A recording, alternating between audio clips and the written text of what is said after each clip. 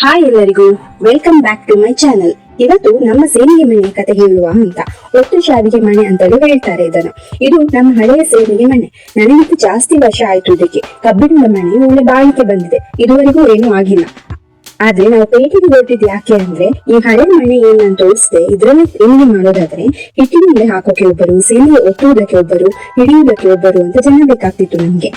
ಮನೆಯಲ್ಲಿ ಮಾಡೋದಕ್ಕೆ ಜನ ಇದ್ದರೆ ಓಕೆ, ಇದು ಇಲ್ಲ ಅಂದ್ರೆ ಕಷ್ಟ ಆಗುತ್ತೆ ಅಲ್ವಾ. ಹಿಂದೆ ಎಲ್ಲ ಒಟ್ಟು ಸೇರಿ ಮಾಡ್ತಿದ್ದು ಅಲ್ವಾ. ಯೂಶುವಲಿ ಏನಾದ್ರೂ ಗಮ್ಮತ್ ಮಾಡುವಾಗ ಸೇನಿಗೆ ಮಾಡ್ತಿದ್ರು. ಈಗ ಒಬ್ರು ಫ್ರೀ ಇರುವಾಗ ಇನ್ನೊಬ್ರಿಗೆ ಫ್ರೀ ಇರಲ್ಲ.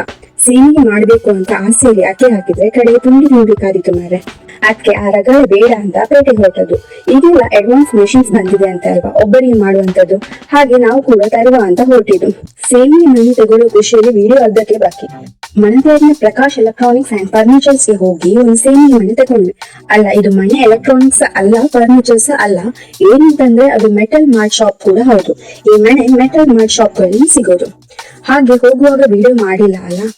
ಇದು ಮಣಂತ್ಯಾರು ಪೇಟೆ ಆಯ್ತಾ, ಗೊತ್ತಿರದಿದ್ದವರಿಗೆ. ಮತ್ತೆ ಅದು ನಮ್ಗೆ ಗೊತ್ತಿಲ್ವಾ ಅಂತ ಅನ್ಕೊಳ್ಬೇಡಿ.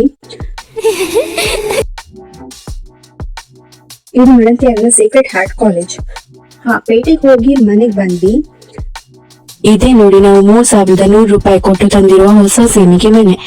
ಆಕ್ಚುಲಿ ನಾವು ಹೋಗುವ 1 ವಾರದ ಮುಂಚೆ 2,500ಕ್ಕೆ ಸಿಕ್ತಿತ್ತಂತೆ. ಬ್ಯಾಡ್ ಲಕ್ 600 ರೂಪಾಯಿ ಹೆಚ್ಚು ಕೊಡ್ಬೇಕಾಗಿ ಬಂತು. ಮನೆಗೆ ಬಂದು ಅನ್ಪ್ಯಾಕ್ ಎಲ್ಲ ಮಾಡಿ ಹೊಸ ಸೇನಿಗೆ ಮನೆಗೆ ಒಂದು ಸುತ್ತು ಎಲ್ಲ ಬಂದು ಮನೆದ್ದು ಇನ್ಸ್ಪೆಕ್ಷನ್ ಎಲ್ಲ ಮಾಡಿದ್ದು ಆಯ್ತು. ಡ್ರೆಸ್ಸಿಂಗ್ ಹ್ಯಾಂಡಲ್, ಕೆಳಗಿನ ಅಂಡೆ ಎಲ್ಲ ಚೆಕಪ್ ಆಯ್ತು. ಚೆಕಪ್ ಎಲ್ಲ ಆದ ನಂತರ ಮನೆ 1-2 ದಿನ ಅಲ್ಲೇ ಇತ್ತು. ಆಗ ಅಪ್ಪ ಹೇಳೋದಕ್ಕೆ ಶುರು ಮಾಡಿದ್ರು, ನೋಡಿ ಅಷ್ಟು ಅರ್ಜೆಂಟ್ ಅಲ್ಲಿ ಮನೆ ತಂದು ಸೇನಿಗೆ ಮಾಡುದು ಯಾವಾಗ ಇನ್ನು ಅಂತ. ಇನ್ನೂ ಆಗಲಿಕ್ಕಿಲ್ಲ, ಇವತ್ತು ಸಂಜೆ ಸೇನಿಗೆ ಮಾಡುದೆ ಅಂತ ಅಮ್ಮ ಅಕ್ಕಿ ನೆನೆ ಹಾಕಿ ಬಿಟ್ರು. ಹಾಗೆ ಸಂಜೆ ಆಯ್ತು. 3:30-4 ಗಂಟೆಯ ಸಮಯ ಶುರುವಾಯ್ತು. ನೋಡಿ ಎಲ್ಲಿತ್ತೋ ಏನು ಜೋರು ಗಾಳಿ, ಮಳೆ, ಗುಡುಗು, ಮಿಂಚು. ಕರೆಂಟ್ ಕೂಡ ಸುಮ್ಕ ಹೋಯ್ತು. ಅಕ್ಕಿ ಒಬ್ಳಿಗೆ ಕರೆಂಟ್ ಬೇಕು ಅಲ್ವಾ.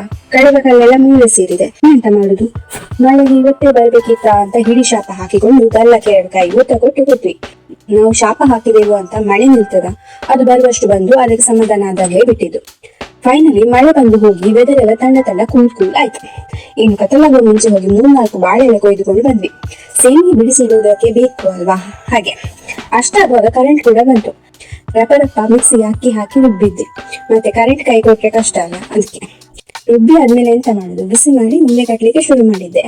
ಹಾಗೆ ಅದನ್ನು ಸ್ಟೀಮ್ ಆಗೋದಕ್ಕೆ ಇಟ್ಟೆವು. ಸೇನಿಗೆ ಮಾಡಿದ ಮೇಲೆ ಅದಕ್ಕೊಂದು ಒಳ್ಳೆ ಸಾರು ಇಲ್ಲದಿದ್ರೆ ಹೇಗೆ ಅಲ್ವಾ. ಅದಕ್ಕೆ ಚಂದದೊಂದು ಕೋಳಿ ಸಾರು ಕೂಡ ರೆಡಿ ಆಯ್ತು. ಅಲ್ಲ, ಕೋಳಿ ಚಂದ ಇತ್ತ ಇಲ್ವಾ ಗೊತ್ತಿಲ್ಲ, ಕೋಳಿ ಸಾರು ಚಂದ ಇತ್ತು ಅಂತ. ಕೋಳಿ ಸಾರು ಆಗುವಾಗ ಈ ಕಡೆ ಪುಡ್ಲಿ ಕೂಡ ಬೇಯ್ತಾ ಬಂದಿತ್ತು.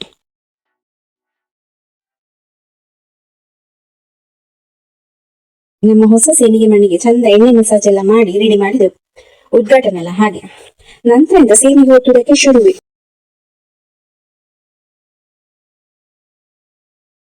ಅಲ್ಲ, ಆ ಮನೆಯಲ್ಲಿ ಕಷ್ಟ ಆಗ್ತದೆ ಅಂತ ಇದಂತಂದು ಇಲ್ಲಿ ಒಬ್ಬರು ಒತ್ತಿದ್ದು ಒಬ್ಬರು ಹಿಡಿದಿದ್ದು. ಬೇಗ ಬೇಗ ಆಗುದಕ್ಕೆ ಹಾಗೆ ಮಾಡಿದಾಯ್ತಾ. ಈ ಮನೆಯಲ್ಲಿ ಒಬ್ಬರು ಮಾಡಬಹುದು. ನೋಡಿ, ಇದು ಒಬ್ಬರು ಮಾಡಿದ್ದು ತೋರಿಸ್ತಿರೋದು. ಇದಕ್ಕೋಸ್ಕರವೇ ತಂದು ಹೀಗೆ ಮಾಡಿದಿದ್ರೆ ಹೇಗೆ ಅಲ್ವಾ. ಹಳೆ ಮನೆಗೆ ಬೇಸರ ಆಗುದಿಲ್ವಾ. ಮತ್ತೆ ಈ ಹೊಸ ಮನೆ ಯೂಸ್ ಏನು ಅಂದ್ರೆ, ಇದರಲ್ಲಿ ಈ ತರ ಪ್ರೆಸ್ಸಿಂಗ್ ಇರೋದು. ಹಳೆ ಮನೆಯಲ್ಲಿ ಪ್ರೆಷರ್ ಹಾಕಿ ತಿರುಗಿಸಬೇಕಿತ್ತು, ಕೈ ಎಲ್ಲ ನೋವು ಬರೋದು. ಇದರಲ್ಲಿ ಪ್ರೆಷರ್ ಹಾಕಬೇಕಿಲ್ಲ, ಸೊ ಶ್ರಮ ಕಡಿಮೆ. ಅದೇ ತಾನೇ ಬೇಕಾಗಿರೋದು, ಲೇಜಿ ಬಗ್ಸ್. ಬಗ್ಗೋದು, ಕೈಕಾಲು ಸೊಂಟ ಎಲ್ಲ ನೋವು ಬರಿಸೋ ಪ್ರಸಂಗ ಎಲ್ಲ ಇಲ್ಲ. ವಯಸ್ಸಾದವರಿಗೆ ಹಾಗೆ ಒಬ್ಬೊಬ್ಬರು ಇರುವವರಿಗೆ, ಜನ ಇಲ್ಲದ ಇರುವಾಗ ಎಲ್ಲ ಮಾಡೋದಕ್ಕೆ ಬೆಸ್ಟ್ ಈ ಮನೆ.